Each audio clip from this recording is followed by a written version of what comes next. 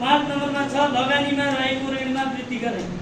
यसको रणनीतिमा छ 1 नम्बर ऋणको वर्गीकरण गर्ने, 2 समय सापेक्ष ब्याज दर कायम गर्ने, 3 व्यक्ति तथा समूह जमानतमा लगानी गर्ने, 4 निश्चित रकम भन्दा बढीको लागि धितो जमानतमा ऋण लगानी गर्ने।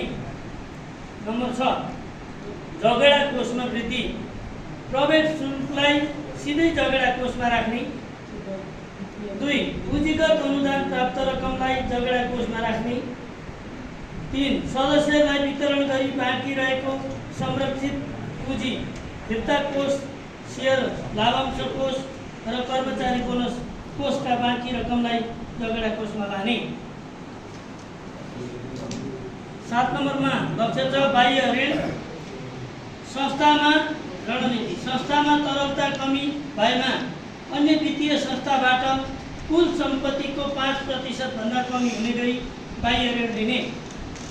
2 सेयर सदस्यलाई लगानीमा वृद्धि गर्न प्रेरित गर्ने। 8 नम्बर छ भाका लागेको ऋण घटाउने।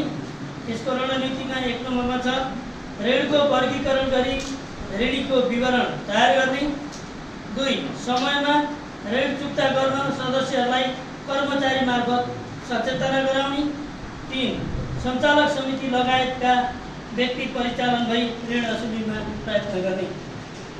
ल सबै समूहका सहभागी मित्रहरू, हाम्रो समूहले निकालेका निर्णयमा अझै अपुग छन् जस्तो हामीलाई महसुस भएको छ।